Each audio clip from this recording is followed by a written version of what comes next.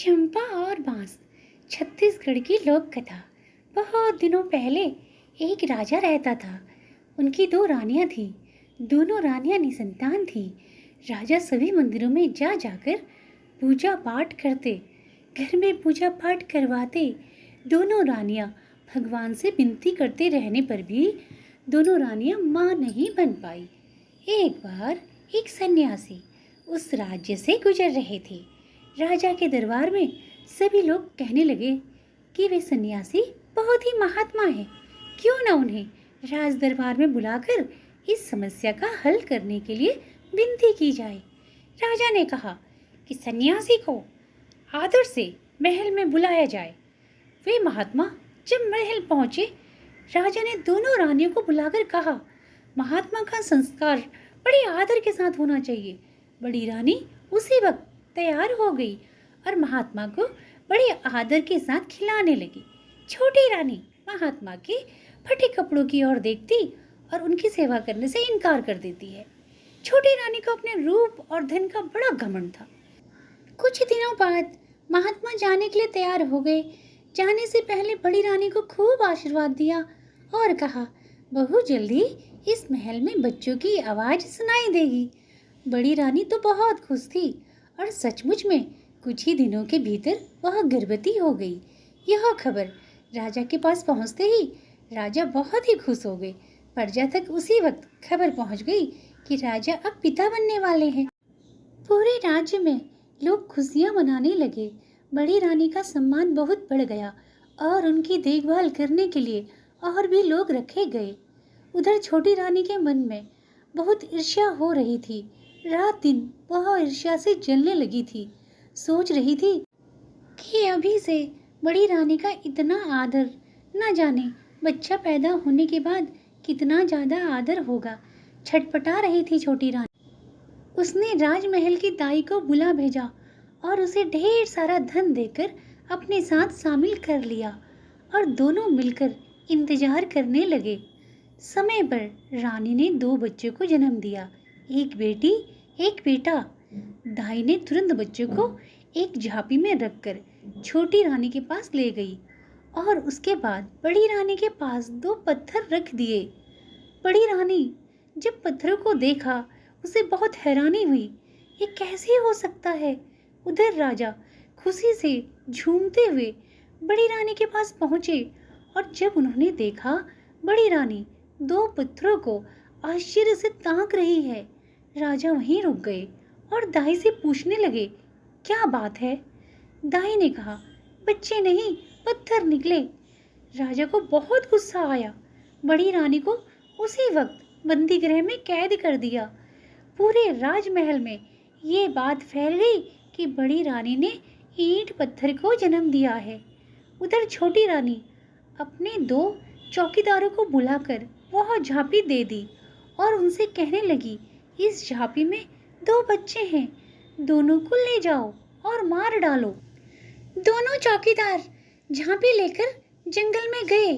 झांपी खोलकर बच्चों को जब देखा, तब दोनों ने निश्चय किया कि बच्चों को वहीं छोड़ देंगे, भगवान बच्चों की रक्षा करेंगे।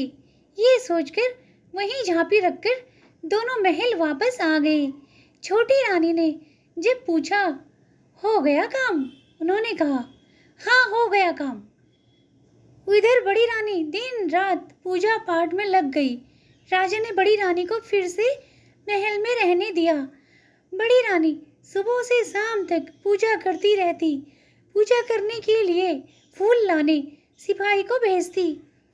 एक दिन आसपास कोई फूल ना मिले, सिपाही जंगल से फूल लाने गया। जंगल पे सिपाही ने देखा, बड़े सुंदर चंपा फूल लगे हुए थे। चंपा और बांस का झाड़ पास पास उगे हुए थे। सिपाही फूल तोड़ने के लिए जैसे ही नजदीक आया, चंपा के झाड़ ने कहा, ए भैया बांस। बांस झाड़ ने कहा, का बहनी चंपा। चंपा ने कहा, राजा के सिपाही फुलवा तोड़ पर आए थे। बांस ने कहा, लग जा बहनी आकाश। जैसे ही बांस ने कहा, वैसे ही चंपा का झाड़ ऊपर की ओर बढ़ने लगा बढ़ते बढ़ते वह इतना बढ़ गया कि सैनिक फूल तक नहीं पहुंच पाए। सैनिक आश्चर्यचकित होकर ताकते ही रहे। सैनिक दौड़ते हुए सेनापति के पास पहुंचे और उन्हें सारी बात बताई। सेनापति ने विश्वास नहीं किया। ये सैनिकों ने कहा, आप एक बार हमारे साथ जंगल चलिए, एक बार खुद देख लीजिए। सेनापति चल पड़े सैनिकों के संग। जैसे ही सेनापति चंपा और बांस के पास पहुंचे, चंपा ने कहा, हे भैया बांस। बांस ने कहा, काय बहनी चंपा।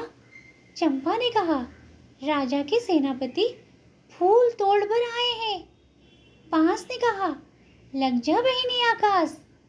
चंपा का झाड़ बढ़ते बढ़ते और भी ऊंचे तक पहुंच गया। सेनापति बहुत ही डर गए।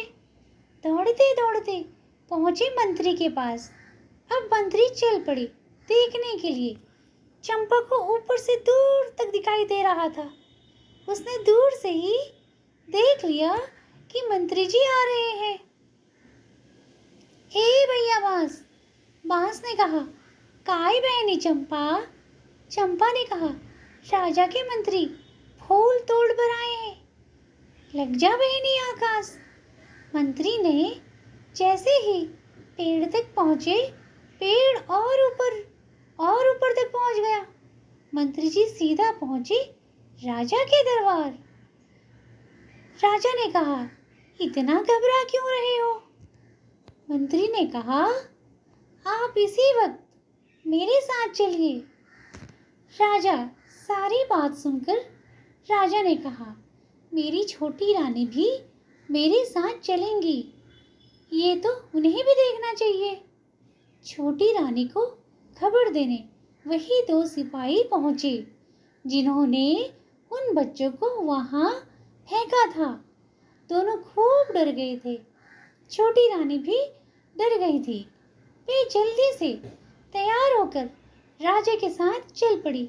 उधर बड़ी रानी फूल के लिए व्याकुल हो रही थी और सैनिकों को बुला भेजी थी ये जानने के लिए कि वे अब तक फूल क्यों नहीं लाए। बड़ी रानी छोटी रानी के महल के पास गुजर रही थी। उन्हें छोटी रानी और दो सिपाहियों की बात सुनाई दी। राजा और छोटी रानी जब जाने लगे, उनकी सवारी के पीछे पीछे बड़ी रानी पैदल ही चलने लगी। बहुत व्याकुल होकर वह चली जा रही थी।